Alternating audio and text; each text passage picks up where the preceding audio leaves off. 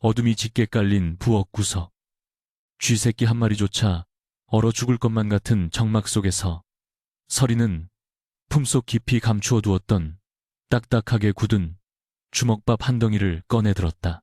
그것은 오늘 저녁 시어머니 박씨가 먹다 남긴 밥짓거기를 개밥 그릇에 던져주기 직전에 그녀가 몰래 훔쳐낸 생명줄과도 같은 유일한 식량이었다.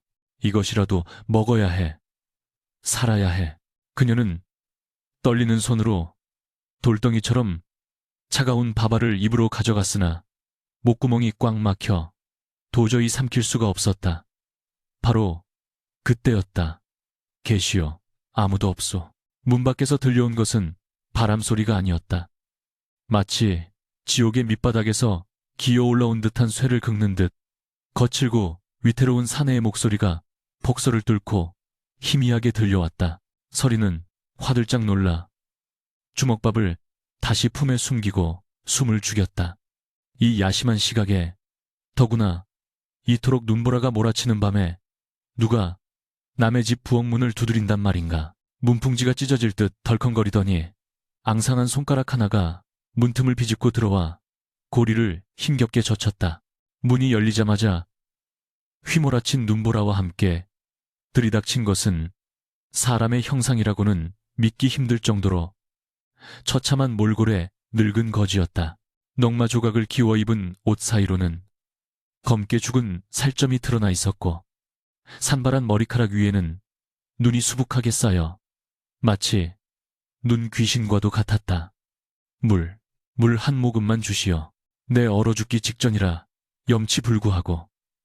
사내는 부엌 바닥에 엎어지듯 쓰러지며 애원했다. 서리는 공포심에 뒷걸음질 쳤으나 사내의 눈빛이 마주친 순간 기이한 전율을 느꼈다. 솟한 눈구멍 속에서 번득이는 그 안광은 굶주린 짐승의 것이라기엔 너무나도 깊고 죽음을 앞둔 노인의 것이라기엔 서늘할 정도로 맑았다. 시어머니 박씨에게 들키면 뼈도 못 추릴 일이었지만 서리의 본능은 이 사내를 외면해서는 안 된다고 외치고 있었다. 서리는 주변을 두리번거려 깨진 바가지를 찾아 물 항아리에서 살얼음이 낀 물을 퍼담았다. 여기 물입니다. 소리 내지 말고 드십시오. 안채에서 알면 큰일 납니다. 그녀가 건넨 바가지를 받아든 사내는 짐승처럼 물을 들이켰다. 물이 식도를 타고 넘어가는 소리가 적막한 부엌을 울렸다. 사내는 물을 다 마신 뒤 거친 숨을 몰아쉬며 서리의 얼굴을 뚫어지게 쳐다보았다. 부인, 혹시 요기할 것이 없겠소? 사흘을 굶어 내장이 끊어질 듯하오. 그 말에 서리는 품속의 주먹밥을 떠올리며 갈등했다. 이것은 내일 아침까지 그녀가 버틸 수 있는 유일한 힘이었고, 만약 시어머니가 이 사실을 알게 된다면 도둑질을 했다며 손목을 분질러 놓을 것이 뻔했기 때문이었다. 그러나 눈앞의 사내는 금방이라도 숨이 넘어갈 듯 위태로워 보였다. 서리의 머릿속에서 나도 배고프다는 본능과 사람을 살려야 한다는 연민이 치열하게 싸웠다. 결국 서리는 떨리는 손으로 품속 깊이 넣어두었던 온기라고는 전혀 없는 차디찬 주먹밥을 꺼냈다. 이것이 제가 가진 전부입니다. 쉰내도 나고 얼어서 딱딱하지만 이거라도 드시고 기운을 차리세요. 딱딱하지만 그녀는 차마 사내의 눈을 보지 못한 채 밥덩이를 내밀었다. 사내는 잠시 멈칫하더니 그 더러운 손으로 서리의 희고 고운 손 위에 놓인 주먹밥을 낚아채듯 가져갔다. 그는 허겁지겁 밥을 씹어 삼키면서도 시선만은 집요하게 서리의 손을 향해 있었다. 그 손은 비록 거친 부엌일로 붉게 트고 여기저기 상처가 나 있었지만 손톱의 모양새나 손가락의 긴 선은 천한 종의 것이라고 보기에는 지나치게 귀품이 흘렀다. 맛이 좋소. 임금님의 수라상도 부럽지 않구려. 사내가 밥알을 씹으며 툭 던진 말에 서리는 씁쓸한 미소를 지었다. 임금님이라뇨. 천한 부엌대기가 훔친 밥을 두고 어찌 그런 말씀을 하십니까? 사내가 밥을 먹는 동안 서리는 잠시 잊고 있었던 자신의 처지를 되새김질하며 깊은 한숨을 내쉬었다. 불과 3년 전까지만 해도 그녀는 인근 고을에서 학식과 덕망으로 이름난 선비 가문의 귀한 외동딸이었다. 그러나 아버지가 영모의 누명을 쓰고 억울하게 옥사하고 가세가 기울자 친정의 몰락을 틈타 그녀를 며느리로 맞아들인 것은 바로 이 마을의 유지이자 천석군인 박씨 집안이었다. 박씨는 서리의 친정이 숨겨두었을지도 모를 재물을 탐내어 혼사를 추진했으나 털어도 나올 것이 없자 태도가 돌변했다. 유약하고 책만 읽을 줄 아는 남편은 어머니의 기세에 눌려 아내를 보호하지 못했고 결국 서리는 양반가 며느리에서 하루아침에 하녀보다 못한 신세로 전락하고 말았다. 박씨는 서리에게 비단옷 대신 삼배옷을 입히고 안방이 아닌 부엌 구석방을 내주었으며 밤낮 없이 고된 노동을 시키며 그녀의 고귀한 정신마저 짓밟으려 했다. 부인의 손을 보니 날 때부터 호미를 쥐었던 손은 아닌 듯하오. 사내가 밥을 다 먹고는 입가를 쓱 닦으며 낮게 물었다. 서리는 화들짝 놀라며 고개를 저었다. 아닙니다. 저는 그저 이 댁의 종일 뿐입니다. 어서 가십시오. 날이 밝으면 사람들이 깰 것입니다. 그녀는 자신의 비참한 과거를 낯선 거지에게 들키고 싶지 않았다. 그것은 마지막 남은 자존심이었다. 하지만 사내는 일어날 생각을 않고 부엌 아궁이에 꺼진 재를 지팡이로 툭툭 치며 알 수 없는 표정을 지었다. 이 댁 주인은 인심이 참으로 고약하구려. 이 엄동설 안에 아랫목은커녕 불기 하나 없는 부엌으로 식구를 내몰다니 하늘이 무심치 않을 것이요. 사내의 목소리에는 단순한 원망을 넘어선 마치 죄인을 문책하는 듯한 서리빨 같은 위엄이 서려 있었다. 서리는 그 기세에 눌려 아무 대꾸도 하지 못하고 그저 고개를 숙일 뿐이었다. 바깥바람이 다시금 거세게 몰아치며 부엌문을 덜컹거렸다. 사내는 자리에서 힘겹게 일어나며 품 안에서 무언가를 꺼내려다 멈칫했다. 그리고는 묘한 눈빛으로 서리를 응시했다. 부인네, 오늘 입은 이 은혜는 죽어서도 잊지 않으리다. 세상 만사 세옹지 마라 하였소. 쥐구멍에도 볕들 날이 있다지 않소. 부디 강건하시오. 사내는 기묘한 축복의 말을 남기고는 다시 눈보라가 휘몰아치는 어둠 속으로 사라졌다. 서리는 닫힌 문을 바라보며 멍하니 서 있었다. 그가 떠난 자리에 남은 것이라고는 빈 바가지와 그가 앉았던 자리에 떨어진 지푸라기 몇 가닥뿐이었다. 하지만 이상하게도 그가 다녀간 뒤로 살을 내는 듯한 추위가 조금은 누그러진 듯한 착각이 들었다. 마치 그 누더기 거린이 보이지 않는 온기라도 남겨두고 간 것처럼 서리의 얼어붙은 가슴 한구석에서 미약하게나마 심장이 다시 뛰기 시작했다. 그날 밤 서리는 꿈을 꾸었다. 꿈속에서 그녀는 다시 고운 비단옷을 입고 아버지의 무릎에 앉아 글을 읽고 있었다.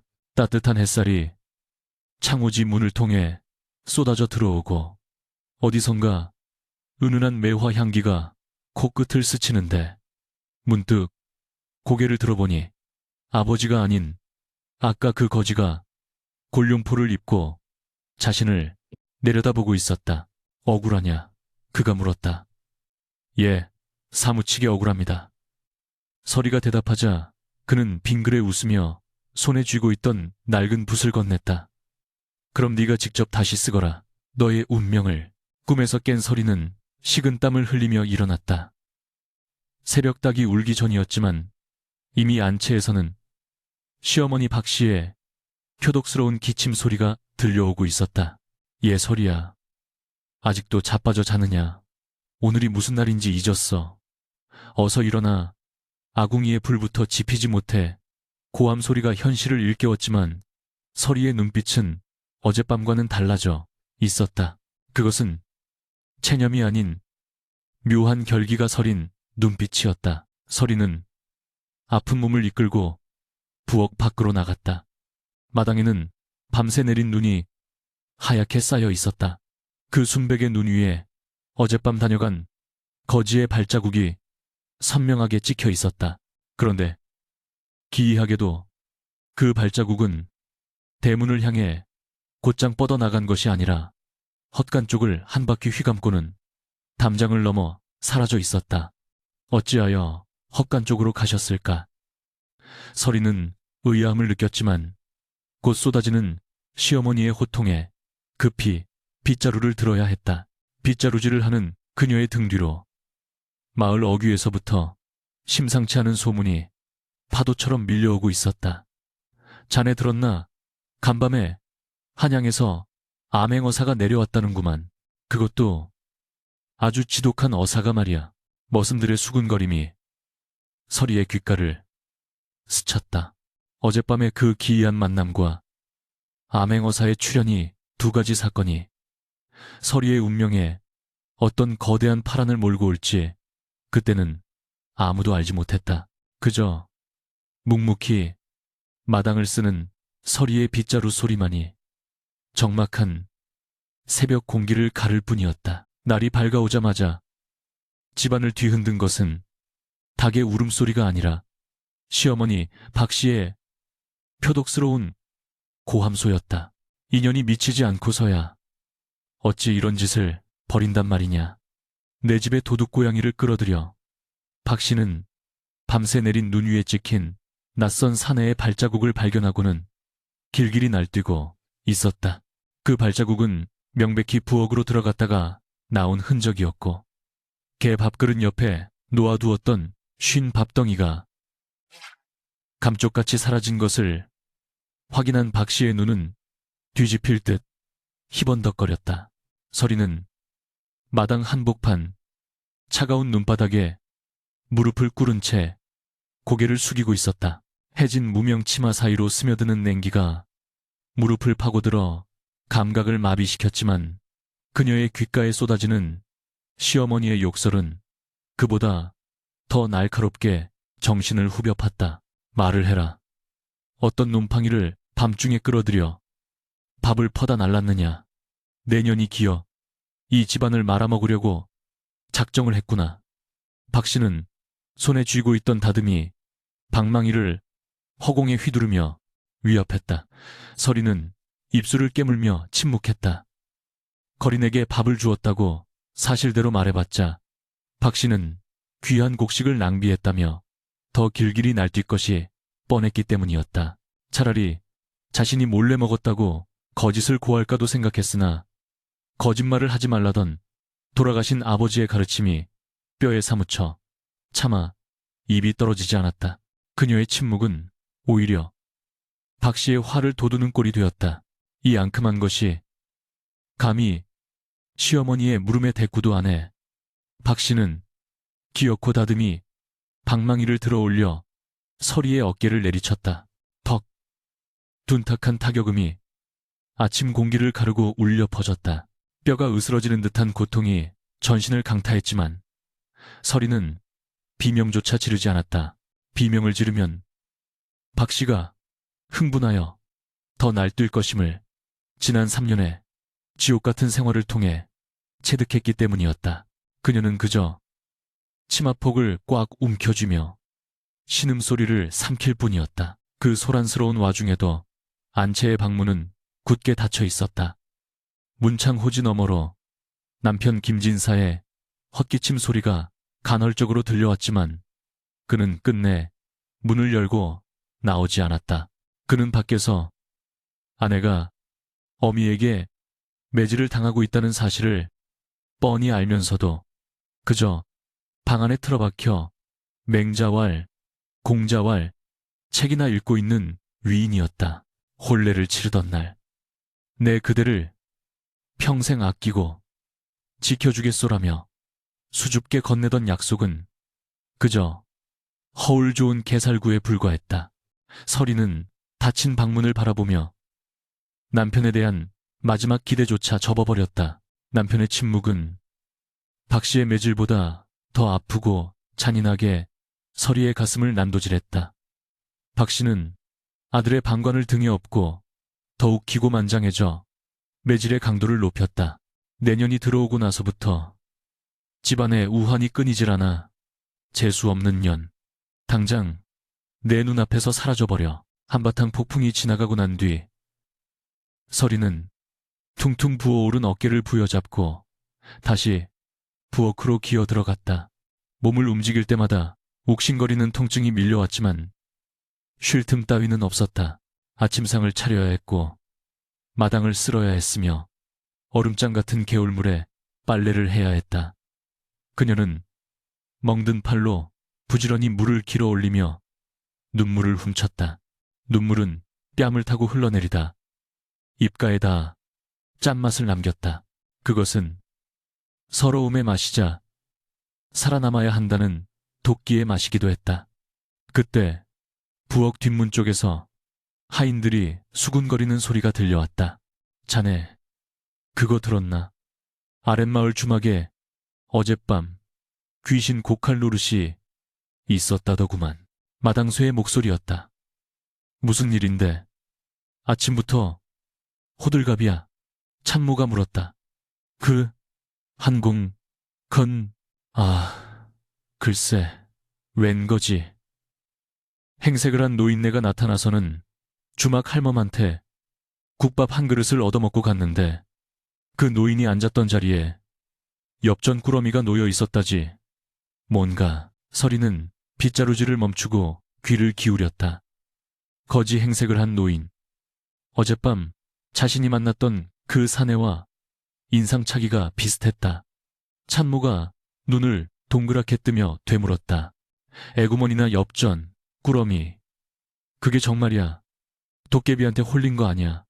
마당쇠는 주위를 두리번거리고 목소리를 낮췄다. 그뿐만이 아니야. 장터에 나갔던 김서방 말로는 한양에서 암행어사가 내려왔다는 소문이 파다하대. 이번 어사는 변장의 귀재라서 거짓골을 하고 민심을 살피러 다닌다나 뭐라나. 혹시 그 노인이 암행어사 날이 아닐까? 그 말을 듣는 순간 서리의 심장이 쿵 하고 내려앉았다. 어젯밤 밥알을 씹으며 자신의 손을 유심히 보던 그 사내의 눈빛이 뇌리를 스쳤다. 임금님의 수라상도 부럽지 않구려. 그가 던진 농담 같던 말 한마디가 예사롭게 들리지 않았다. 만약 그가 정말 암행어사라면 서리의 가슴 속에서 알 수 없는 기대감과 두려움이 동시에 피어올랐다. 한편 안방에서 화를 사귀고 있던 박 씨의 귀에도 이 소문이 들어갔다. 장을 보러 다녀온 참모가 호들갑을 떨며 전한 소식에 박 씨의 얼굴색이 흑빛으로 변했다. 뭐라 암행어사. 그것도 거짓골을 하고 다닌다고. 박 씨는 가슴이 철렁 내려앉았다. 그땐 그녀는 소장농들의 고혈을 짜내어 불을 축적했고 관아의 이방에게 뇌물을 바쳐 온갖 비리를 저질러 온 터였다. 만약 암행어사가 들이닥쳐 장부를 뒤지기라도 한다면 집안이 멸문지화를 당하는 것은 시간 문제였다. 박 씨는 부들부들 떨리는 손으로 담뱃대를 입에 물었다. 안 돼. 그럴 리가 없어. 내 귀에 들어오지 않고 어사가 내려올 리가 있나. 하지만 돌다리도 두들겨보고 건너라 했지. 박 씨의 머릿속이 빠르게 돌아갔다.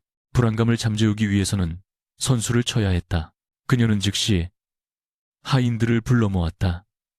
오늘부터 대문을 활짝 열어두고 지나가는 과객이나 거지새끼 한 명이라도 소홀히 대하지 마라. 박 씨의 갑작스러운 태도 변화에 집안 사람들은 어리둥절해했다.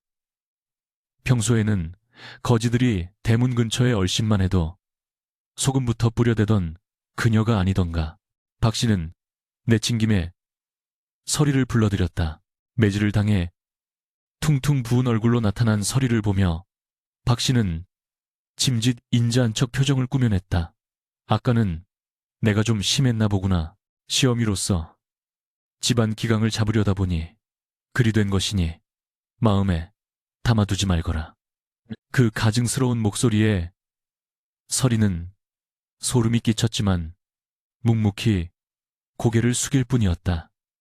박 씨는 서리의 눈치를 살피며 은근슬쩍 물었다.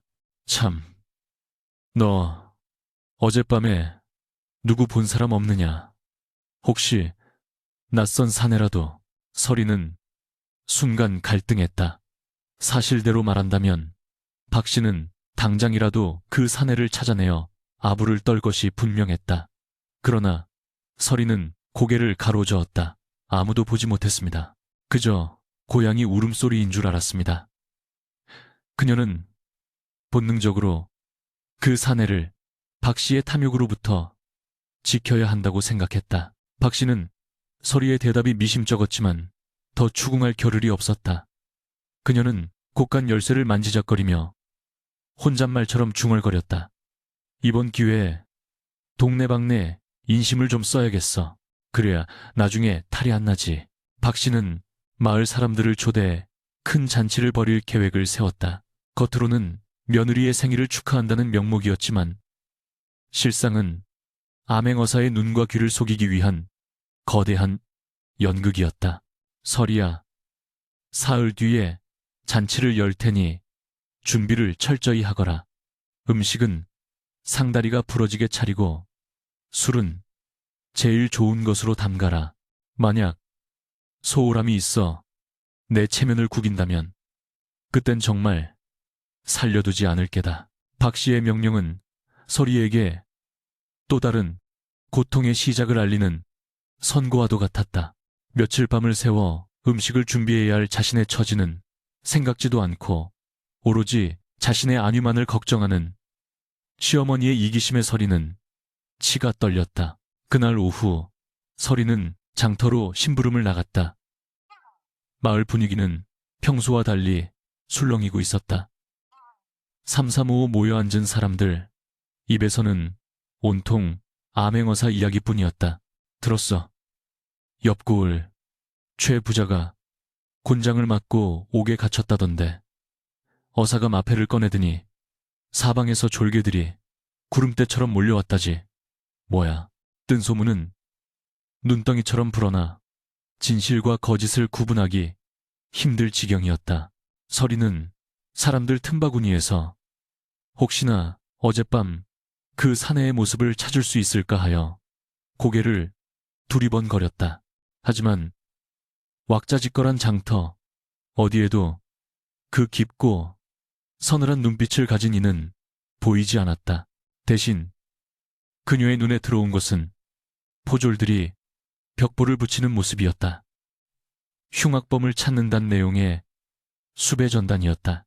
사람들은 그 벽보에는 관심도 없고 오직 보이지 않는 어사의 환영만을 쫓고 있었다.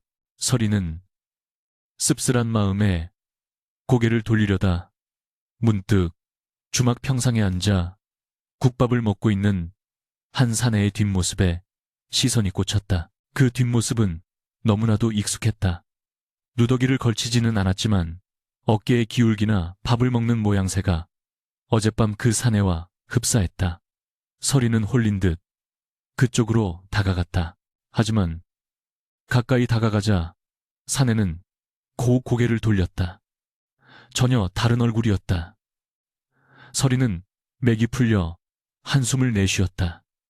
내가 헛것을 보나보다. 그깟 밥 한 덩이 줬다고 어사가 되어 나타날 리가 없지. 그녀는 자조적인 미소를 지으며 장바구니를 고쳐들었다. 그러나 서리는 알지 못했다. 그녀가 돌아선 순간 그 사내가 다시 고개를 돌려 서리의 뒷모습을 뚫어지게 응시했다는 사실을, 그리고 그 사내의 품속에서 용 문양이 새겨진 옥패가 은은하게 빛을 발하고 있었다는 사실을. 집으로 돌아온 서리는 본격적으로 잔치 준비에 내몰렸다. 박 씨는 곡식을 아끼지 말라며 곡간문을 활짝 열어젖혔다. 평소에는 쌀 한 톨도 벌벌 떨던 그녀가 쌀가마니를 턱턱 내주는 모습은 기괴하기까지 했다.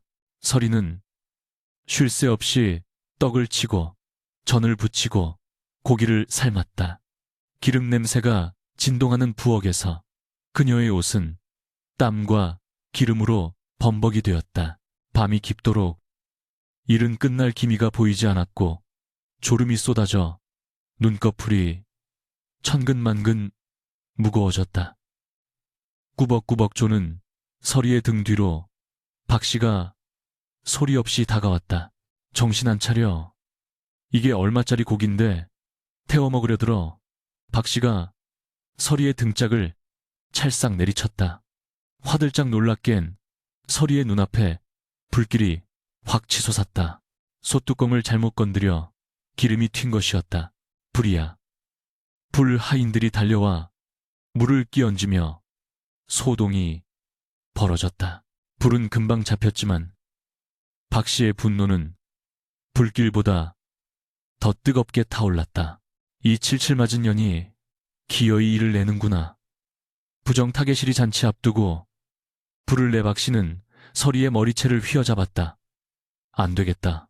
너 같은 재수 없는 년을 부엌에 뒀다가는 잔치, 날, 손님들까지 다 쫓아내겠어. 당장 저 헛간에 처박아 둬라.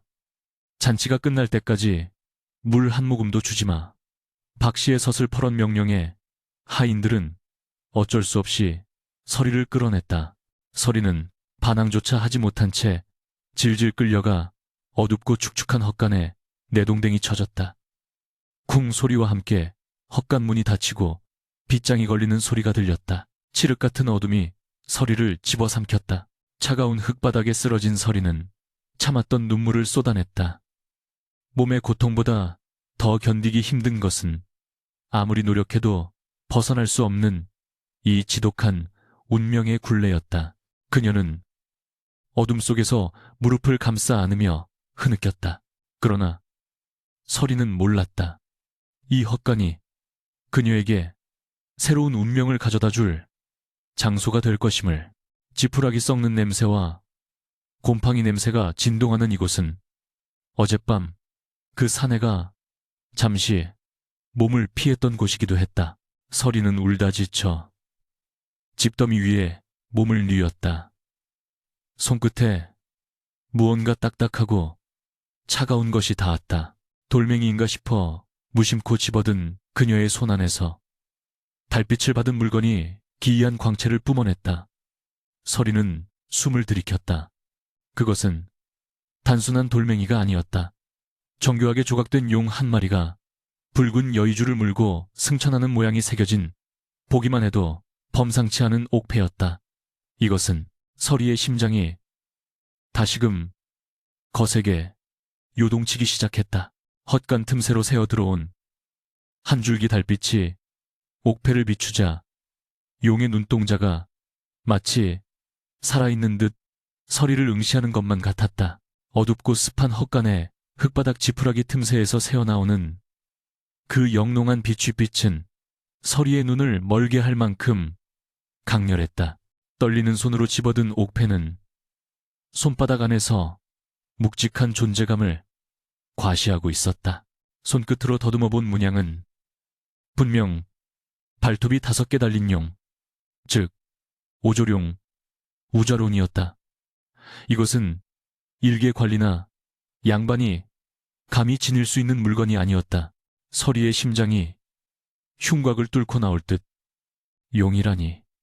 그렇다면 그 노인이 지난밤 밥알을 씹으며 툭 던지던 그 기이한 말투와 서리빨 같은 눈빛이 뇌리를 스쳤다. 임금님의 수라상도 부럽지 않구려.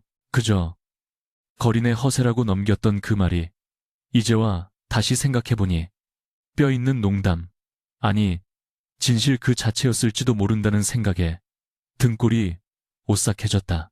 서리는 급히 옥패를 품속 깊숙이 저고리 안쪽 주머니에 쑤셔 넣었다. 만약 시어머니 박씨나 하인들이 이것을 본다면 도둑으로 몰려 관아에 끌려가는 것은 물론이요.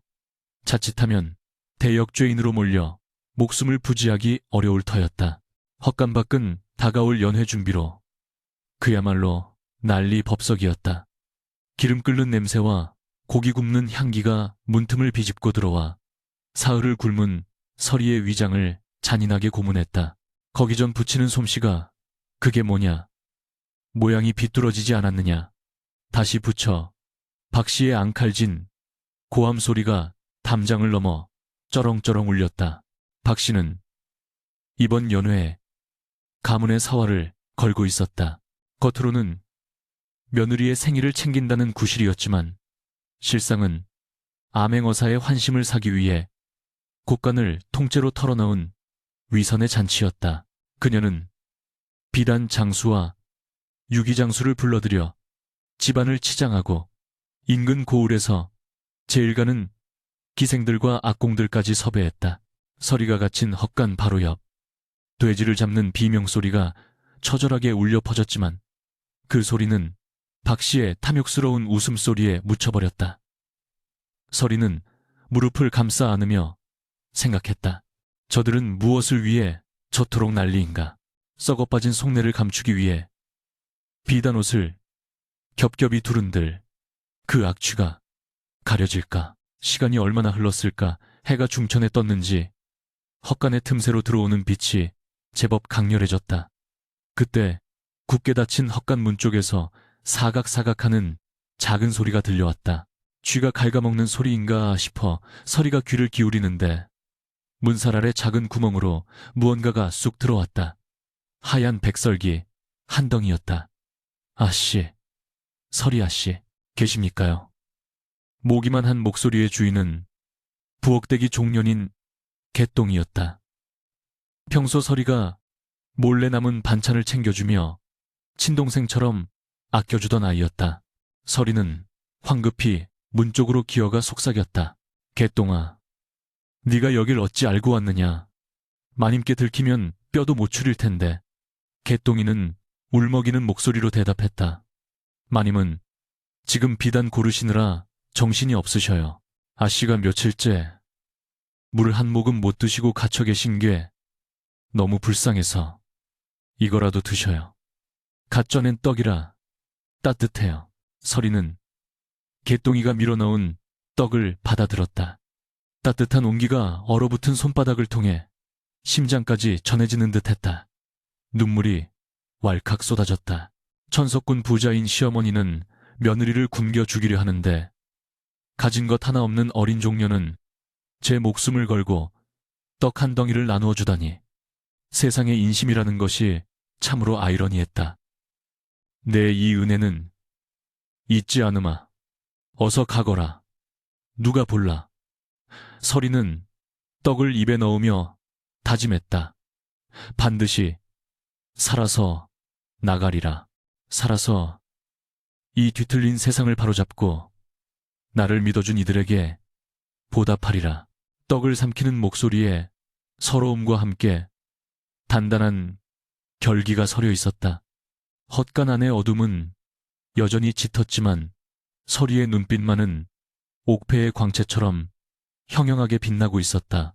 밤이 깊어지자 집안의 소란은 조금 잦아들었지만 긴장감은 더욱 팽팽해졌다. 박씨는 내일 있을 연회를 위해 하인들을 집합시켜놓고 마지막 점검을 하고 있었다. 내일은 대문을 활짝 열어둘 것이다. 거지가 오든 문둥이가 오든 무조건 상석으로 모셔라. 술과 고기를 아끼지 말고 퍼주되 특히 행색이 남루하면서도 눈빛이 예사롭지 않은 자가 있다면 즉시 내게 알리도록 해라. 박씨의 목소리에는 초조함이 묻어났다. 그녀는 자신의 악행이 탄로날까 두려워하면서도 한편으로는 이번 기회에 어사의 눈에 들어 벼락 출세를 꿈꾸는 모순된 욕망에 사로잡혀 있었다. 그녀 옆에 선 남편 김진사는 그저 멍하니 먼 산만 바라보고 있었다. 아내가 헛간에 갇혀 죽어가는데도 어미의 치마폭에 쌓여 아무 말도 못하는 그 비겁한 모습의 서리는 치를 떨었다. 사랑이라 믿었던 감정은 이미 재가 되어 사라진 지 오래였다. 서리는 품속의 옥패를 꺼내 다시 한번 확인했다. 차가운 밤 공기 속에서도 옥패는 신비로운 온기를 품고 있었다. 그런데 그러는 문득 그녀는 이 옥패가 단순한 물건이 아니라 하늘이 자신에게 내린 검일지도 모른다는 생각이 들었다. 시어머니의 학대와 남편의 외면, 그리고 친정의 억울한 몰락까지 이 모든 것을 단칼에 베어낼 수 있는 유일한 검. 하지만 동시에 그것은 양날의 검이었다. 만약 이 옥패의 주인이 자신이 생각하는 그분이 아니라면, 혹은 그분이 이 물건을 잃어버린 것을 알고 분노한다면 서리의 목숨은 파리 목숨보다 못하게 될 것이었다. 두려움과 기대가 교차하는 가운데 서리는 헛간 벽에 기대어 쪽잠을 청했다. 꿈속에서 그녀는 거대한 용이 되어 하늘로 날아오르는 꿈을 꾸었다. 발 아래로는 불타는 박씨의 집과 그 속에서 아우성치는 탐욕스러운 인간들의 군상이 개미떼처럼 보였다. 다음 날 아침, 날이 밝자마자 집 안팎은 잔치 분위기로 들썩였다. 마당에는 오색 천막이 쳐지고 멍석 위에는 교자상이 줄지어 놓였다. 고소한 음식 냄새가 온 마을을 뒤덮자 소문을 들은 동네 사람들과 거지들이 구름대처럼 몰려들기 시작했다. 아이고, 박마님 인심이 후하시네 그려. 며느리 생일이라고 소를 잡았다지 글쎄 말이야. 평소에는 바늘 하나 안 들어갈 위인인 줄 알았더니 역시 사람은 겉만 봐선 모른다니까. 영문을 모르는 마을 사람들은 박씨를 칭송하며 술잔을 기울였다. 박씨는 화려한 비단 저고리에 금비녀를 꽂고 입이 귀에 걸리도록 웃으며 손님들을 맞이했다. 어서들 오시게, 많이들 드시게. 누추하지만 정성껏 차렸으니 부족함 없이 즐기시게나. 그녀의 목소리는 꾀꼬리처럼 고와했지만 눈은 끊임없이 대문 밖을 흘끔거리며 누군가를 찾고 있었다. 그녀가 기다리는 진짜 손님은 아직 오지 않았다. 헛간에 갇힌 서리는 밖에서 들려오는 풍악 소리를 들으며 입술을 깨물었다. 가증스럽다. 저 웃음 뒤에 감춰진 칼날을 아무도 모른단 말인가. 그때였다. 헛간문 밖에서 하인들의 다급한 발소리가 들리더니 누군가가 빗장을 덜그럭거렸다. 문이 열리고 박씨의 몸종이 들어왔다. 아씨, 마님께서 나오시랍니다. 손님들이 많아 일손이 부족하니 당장 나와서 설거지라도 하라고 하셔요. 단 그 몰골로는 손님들 눈에 띄면 안 되니 뒷마당 우물가에만 처박혀 있으랍니다. 몸종은 서리에게 다 떨어져가는 낡은 앞치마를 던져주었다. 서리는 비틀거리며 일어났다. 햇빛이 쏟아져 들어오자 눈이 부셔 현기증이 일었다. 하지만 그녀는 옥패가 든 저고리 안쪽을 단단히 여미고 묵묵히 밖으로 걸어나갔다. 이것이 기회일지도 모른다. 사람들 틈에 섞여 어사의 동태를 살피고 결정적인 순간에 이 옥패를 드러내야 한다. 서리가 뒷마당 우물가에 쭈그리고 앉아 산더미처럼 쌓인 그릇들을 닦고 있을 때였다. 대문 쪽에서 갑자기 웅성거리는 소리가 커지더니 누군가가 큰 소리로 외쳤다. 손님 오십니다. 아주 귀한 손님이 오셨습니다. 박씨는 하던 말을 멈추고 버선발로 마당을 가로질러 뛰어갔다. 드디어 오셨구나. 내 정성이 하늘에 다 어삿도 나리가 오셨어. 박 씨의 심장은 기대감으로 터질 듯 했다. 대문 밖에는 수십 명의 수행원을 거느린 것이 아니라 갓을 푹 눌러쓰고 낡은 도포자락을 휘날리는 한 선비가 서 있었다. 비록 행색은 초라해 보였으나 그 뒤로 보이는 건장한 사내들의 눈매는 매섭기 그지없었다. 박 씨는 직감했다. 이자가 바로 변장한 암행어사임을. 그녀는 바닥에 넙죽 엎드려 절을 했다. 귀한 발걸음을 해주셔서 영광이옵니다. 어서 안으로 드시지요. 선비는 박 씨의 호들갑에도 아랑곳하지 않고 마당을 천천히 둘러보았다. 갓 아래로 드러난 그의 눈빛은 날카롭게 번뜩이며 집안 구석구석을 훑고 있었다. 그 시선이 뒷마당 우물가 그릇 더미 속에 파묻혀 있는 서리의 뒷모습에 잠시 머물렀다. 서리는 등 뒤에서 느껴지는 뜨거운 시선에 저도 모르게 고개를 돌렸다. 순간 그녀의 눈과 선비의 눈이 마주쳤다.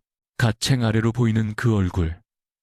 비록 수염을 깔끔하게 다듬고 옷을 갈아입었지만 서리는 단번에 알아볼 수 있었다. 며칠 전 밤 부엌 바닥에서 찬밥을 얻어먹던 바로 그 거린이었다. 하지만 지금 그의 모습 어디에도 비굴함이나 초라함은 없었다. 오로지 천하를 호령하는 지배자의 위엄만이 서려 있을 뿐이었다. 선비의 입가에 묘한 미소가 번졌다. 그 미소는 서리에게 보내는 은밀한 신호이자 곧 벌어질 파란을 예고하는 서막이었다. 박 씨는 선비를 상석 중의 상석으로 안내했다. 산해진 미가 차려진 상 앞에서도 선비는 젓가락을 들 생각은 않고 짐짓 딴청을 피우며 박 씨에게 물었다. 주인장 듣자 하니 이댁 며느님의 생일이라 들었소. 헌데 정작 주인공인 며느님은 보이지 않고 어찌 주인장만 나서서 손님을 맞는 게요. 박 씨는 당황하여 말문이 막혔다. 아, 그게 며느리가 몸이 좋지 않아 안방에 누워 있습니다. 원체 몸이 약하고 병치레가 잦은 아이라. 거짓말이 술술 나왔다. 선비는 고개를 끄덕이며 짐짓 믿는 척했다. 저런 족처, 효심 깊은 시어머니를 두었구려. 병든 며느리를 대신해 이토록 성대한 잔치를 열다니. 박 씨는 안도하며 아부를 떨었다. 별 말씀을요. 다 자식을 사랑하는 어미의 마음이지요. 그때 선비가 품속에서 무언가를 꺼내어 탁자 위에 탁 내려놓았다. 그것은 낡아 빠진 나무 지팡이였다. 내 오는 길에 이것을 주었는데 혹시 이댁 물건이 아니오. 그 지팡이는 바로 그날 밤 거린이 부엌에 두고 간 것이었다. 박 씨는 그것을 알아보지 못하고 의아해했다. 이런 흉물스러운 막대기가 어찌 저희 집 물건이겠습니까? 저희 집엔 이런 천한 물건은 없습니다. 박 씨가 손사래를 치자 선비의 표정이 순식간에 차갑게 굳어졌다. 천한 물건이라. 허면 천한 백성의 목숨도 천하게 여기는 것이요. 분위기가 일순간 얼어붙었다. 흥겨웠던 풍악 소리도 멈추고 술을 마시던 사람들의 동작도 정지했다. 선비는 천천히 자리에서 일어났다. 그의 눈빛이 박 씨를 꿰뚫을 듯 응시했다. 내 듣자 하니 이 집에는 사람을 짐승만도 못하게 취급하는 악귀가 산다 하더군. 오늘 그 악귀의 낯짝을 좀 보러 왔소. 박 씨는 사색이 되어 뒷걸음질 쳤다. 무슨 말씀을 하시는 뭡니까? 제가 악귀라니요. 선비는 대답 대신 소매자락을 걷어붙였다. 그리고 우렁찬 목소리로 외쳤다. 여봐라. 저 뒷마당에 있는 여인을 당장 이리로 데려오너라. 선비의 수행원들이 번개처럼 움직여 우물가로 달려갔다.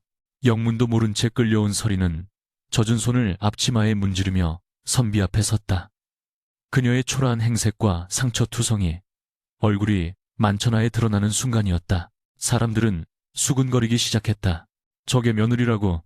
아니, 종년이 아니고 세상의 얼굴에 멍든 것 좀 봐. 병들어 누워있다더니 순 거짓말이었네. 박 씨는 쥐구멍이라도 찾고 싶은 심정이었다. 선비는 서리에게 다가가 부드러운 목소리로 물었다. 부인 며칠 전 밤에 잃어버린 물건이 있어 찾으러 왔소. 혹시 댁의 헛간에서 옥으로 만든 폐물을 보지 못했소. 서리는 떨리는 손으로 품속의 옥패를 꺼내들었다. 햇살을 받은 옥패가 눈부신 빛을 뿜어내며 좌중을 압도했다. 그 순간 모든 이들의 시선이 그 작은 옥조각에 꽂혔고 박 씨의 다리는 힘이 풀려 주저앉고 말았다. 서리의 손바닥 위에서 영롱하게 빛나는 오조룡 옥패는 마치 하늘의 해가 하나 더 떠오른 듯 마당 전체를 압도하는 위엄을 뿜어냈다. 그 숨막히는 정적을 깬 것은 다름 아닌 박 씨의 표독스러운 비명이었다. 저 전현이 기어이 이를 냈구나. 감히 어디서 저런 귀한 물건을 훔쳐여봐라. 당장 전현을 포박해라. 내 집 헛간에서 도둑질을 하다니 관아에 넘겨 손목을 잘라버려야 마땅하다. 박 씨는 옥패의 진정한 의미를 깨닫지 못한 채 그저 자신의 며느리를 도둑으로 몰아 위기를 모면하려는 얄팍한 수작에만 골몰했다. 그녀의 눈은 탐욕과 공포로 뒤섞여 희번덕거렸고 입가에는 거품까지 물려 있었다. 하인들이 머뭇거리며 서리에게 다가가려 하자 선비는 부채를 딱 접으며 낮은 목소리로 그러나 천둥소리보다 더 위협적인 어조로 일갈했다. 멈춰라. 누구의 안전이라고 감히 함부로 몸을 놀리느냐. 선비의 호통 소리에 하인들은 얼어붙은 듯 자리에 멈춰 섰다. 박 씨는 기가 막히다는 듯 선비를 노려보았다. 선비님, 지금 제 종년편을 드시는 겁니까? 전혀는 도둑입니다. 저런 귀한 옥패가 저 천한 것의 품에서 나왔는데 훔친 게 아니면 무엇이란 말입니까? 박 씨의 항변에 선비는 허탈한 듯 실소를 터뜨렸다. 훔쳤다라. 틀렸다. 저 옥패는 훔친 것이 아니라 내가 저 여인에게 잠시 맡겨둔 것이다. 아니, 정확히 말하자면 내 부덕함으로 인해 흘린 것을 저 여인이 지켜준 것이지.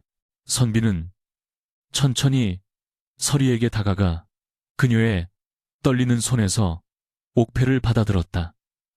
그리고는 옥패를 하늘 높이 치켜들었다. 햇살이 옥패에 부딪혀 산산조각나며 찬란한 광의를 흩뿌렸다. 잘 보아라. 이것이 무엇으로 보이느냐. 눈이 있으면 보일 것이고 귀가 있으면 들릴 것이다. 그러니나 부르는 선비가 옥패를 들어 올리자마자 대문 밖에서 대기하고 있던 건장한 사내들이 일제히 대문을 박차고 들어왔다. 그들은 더 이상 평범한 짐꾼이나 과객의 모습이 아니었다. 겉옷을 벗어 던지자 그 안에서 붉은색 관복과 서슬퍼런 환도과가 드러났다. 그들은 왕을 호위하는 금군 진군들이었다. 마당을 가득 메운 수십 명의 금군들이 일사불란하게 움직여 박 씨와 그녀의 아들 그리고 잔치에 모인 모든 사람들을 포위했다. 주상전하 납시오. 모두 엎드려 예를 갖추라. 내관의 쩌렁쩌렁한 외침이 하늘을 갈랐다. 그 소리는 마치 마른 하늘의 날벼락과도 같아서 멍석 위에 앉아있던 사람들은 혼비백산하여 땅바닥에 머리를 쳐박았다. 주상전하라는 말에 박 씨의 다리는 젓가락처럼 꺾여버렸고 그녀는 그대로 흙바닥에 주저앉아 입을 떡 벌린 채 숨조차 쉬지 못했다. 선비 아니 조선의 국왕은 천천히 갓근을 풀었다. 낡은 갓을 벗어던지고 남루한 도포를 벗어내자 그 안에는 눈부시게 화려한 골룡포 권룡파가 위엄을 드러냈다. 가슴과 어깨에 수놓아진 금색 용 문양은 방금 전 서리의 손에 들려있던 옥패의 문양과 정확히 일치했다. 왕은 뒷짐을 진 채 엎드려 떨고 있는 박씨 앞으로 걸어갔다. 그의 발걸음 하나하나가 박씨의 심장을 짓밟는 듯한 공포로 다가왔다. 박씨 부인 그대는 내게 이 집안에 악귀가 없다고 하였지. 허나 내 눈에는 보이는구나. 비단 옷을 입고 인자한 척 웃음을 팔지만 속은 시꺼먼 탐욕으로 가득 차 사람을 짐승보다 못하게 여기는 악귀가 바로 내년이다. 왕의 목소리는 차가운 얼음장과 같았고 그 서슬퍼런 기세에 박씨는 감히 고개조차 들지 못하고 부들부들 떨기만 했다. 전하, 죽을 죄를 지었습니다. 제발 목숨만은. 왕은 박씨의 애원을 무시하고 구석에 처박혀 벌벌 떨고 있는 남편 김진사를 향해 시선을 돌렸다. 그리고 너 이 집의 가장이라는 자가 부끄럽지도 않느냐? 네 처가 어미에게 억울하게 매질을 당하고 엄동설안에 쫓겨날 때 너는 따뜻한 아랫목에서 공자 맹자를 읊고 있었지. 글을 읽어 무엇하느냐? 인예지, 런니 리즈를 책으로만 배우고 행동하지 않는 지식은 썩은 쓰레기보다 못하다. 너의 방관과 침묵이 내 어미의 악행을 키운 거름이 되었음을 정녕 모른단 말이냐. 왕의 호통에 김진사는 얼굴이 흑빛이 되어 바닥에 이마를 두시며 통곡했다. 전하, 소인이 어리석어 아내를 지키지 못했습니다. 소인을 죽여주시옵소서. 그의 뒤늦은 후회는 마당에 흩날리는 먼지보다도 가벼워 보였다. 서리는 그 모습을 보며 씁쓸한 연민조차 느끼지 못했다. 이미 그녀의 마음속에서 남편이라는 존재는 지워진 지 오래였기 때문이었다. 왕은 다시 서리에게로 다가갔다. 조금 전까지 죄인 취급을 받으며 서 있던 서리는 어쩔 줄 몰라 하며 무릎을 꿇으려 했다. 그러나 왕은 서리의 팔을 잡아 일으켜 세웠다. 그리고는 자신의 골룡포 소매로 서리의 흑투성이 얼굴을 조심스럽게 닦아주었다. 그 파격적인 행동에 마당에 엎드린 모든 이들이 숨을 죽였다. 부인 고개를 드시오. 그대는 죄인이 아니오. 며칠 전 그 눈보라치던 밤 짐이 추위와 굶주림에 죽어가고 있을 때 유일하게 짐에게 손을 내밀어 준 사람이 바로 그대였소. 세상 모든 이들이 짐의 겉모습만 보고 문전박대할 때 그대는 짐의 눈을 보아주었고 자신의 생명과도 같은 밥 한 덩이를 나누어 주었소. 왕의 눈시울이 붉어졌다. 그 차가운 주먹밥이 짐에게는 세상 그 어떤 진수성찬보다 따뜻했소. 그대의 그 고운 마음이 짐을 살렸고 나아가 이 나라의 도리를 살린 것이오. 서리는 하염없이 눈물을 흘렸다. 지난 3년간의 모진 고생과 서름이 왕의 따뜻한 말 한마디에 눈 녹듯 씻겨 내려가는 듯 했다. 전하, 소인은 그저 배고픈 사람을 외면할 수 없었을 뿐입니다. 서리의 겸손한 대답에 왕은 고개를 끄덕이며 군중들을 향해 외쳤다. 듣거라. 하늘이 짐을 이곳으로 이끈 것은 이 여인의 지극한 효심과 덕행을 만천하에 알리고 썩어 빠진 탐과 놀이와 악독한 자들을 벌하기 위함이었다. 이 박씨는 며느리를 학대하고 곡식을 매점매석하여 백성들의 고열을 짠 죄가 명백하다. 또한 허영과 사치로 국법을 어지럽히고 왕을 기만하려 했으니 그 죄가 무거워 용서할 수 없다. 왕의 추상 같은 판결이 떨어지자 금군들이 박씨와 김진사를 포박하여 끌어냈다. 아이고, 전하 한 번만 용서해 주십시오. 내 돈 내 집 안 돼. 박 씨는 끌려나가면서도 끝까지 집문서와 곡간, 열쇠에 집착하며 추한 모습을 보였다. 박 씨와 김진사가 끌려나간 뒤 잔치판은 순식간에 숙연해졌다. 왕은 마을 사또를 호출했다. 사색이 되어 달려온 사또에게 왕은 엄명을 내렸다. 너는 이 고을 수령으로서 어찌 이런 악독한 일이 벌어지도록 방치했느냐. 당장 박 씨의 가산을 몰수하여 가난한 백성들에게 나누어 주고 그 죄상을 낱낱이 기록하여 후세의 경계로 삼아라. 그리고 이 여인 서리에겐 짐이 친히 상을 내릴 것이다.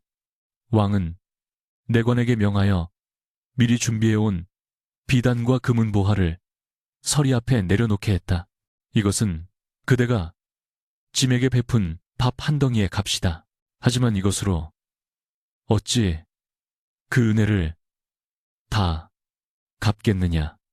짐은 그대에게 정경부인 짱징푸른의 직첩을 내리고 그대의 친정아버지가 쓴 누명 또한 다시 조사하여 신원 쉥유엔하도록 하겠다.